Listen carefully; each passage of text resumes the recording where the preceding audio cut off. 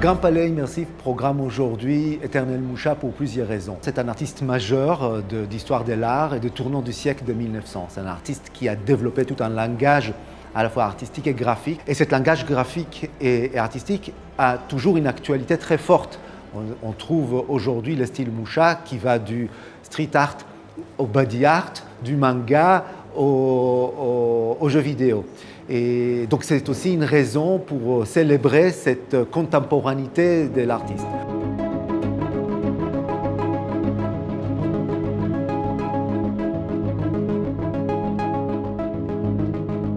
L'immersion porteuse d'essence nous permet à la fois d'être éblouis par les images à très grande échelle, qui nous permettent de suivre à la fois la ligne de création, mais aussi l'histoire qui est derrière. Et c'est ça qui crée cette immersion porteuse de sens.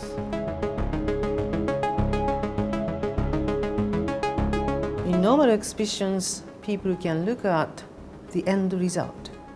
However, by introducing this technology, we can also bring up internal world of the artist. I hope the viewers of this exhibition will discover how actually he worked, why, what was he thinking, and how he managed to bring to this end. This is a completely new dimension, and I think which will make a sort of interesting contrast, complement with the exhibition we presented previously.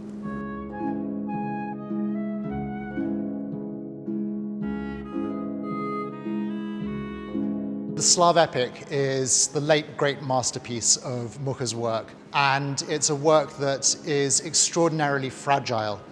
It's a very large work, and to make it easier to paint, Alphonse used mixed media, tempera and oil on his canvases. That was great for the painting process, but the problem with that is that because the tempera and the oil paint dry at different rates, it means the paint is very, very susceptible to cracking. And especially these works are so large that the only way they can be transported is by rolling them up. But we want to be able to share this masterpiece, this crowning glory of Mucha's work with audiences around the world. And so we're thrilled to be able to use this kind of digital technology to share these extraordinarily sensitive works with audiences in Paris and further afield.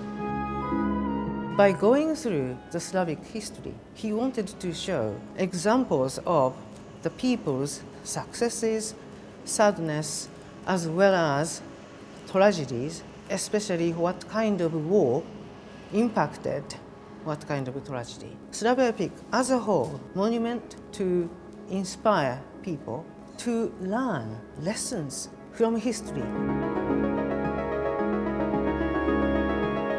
Mucha was not just an artist, he was a philosopher.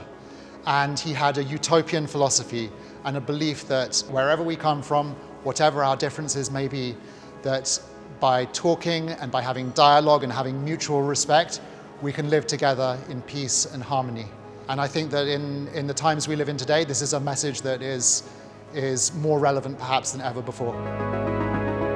Le numérique nous permet de présenter les œuvres de manière différente. Tout d'abord, de se plonger dans des grandes reproductions, de voir des détails qu'on ne peut pas voir autrement, mais aussi l'animation de ces tableaux. On peut voir de manière très détaillée et très inspirante dans différents lieux de cette exposition la manière dont le mouvement graphique, le mouvement des dessins s'est fait. Et ça, c'est une véritable spécificité que le numérique nous présente.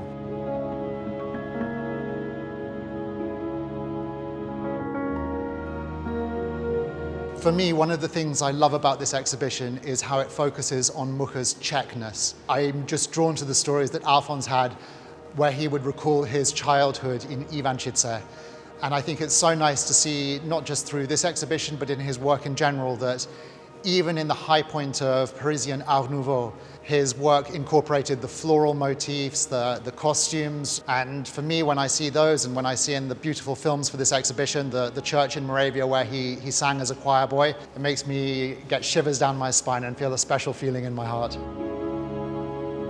I would like everyone to enjoy the sensation of being immersed in his beautiful world, and at the same time, with this inspirational power, his images, I would like viewers to start exploring what is hidden behind the pictures.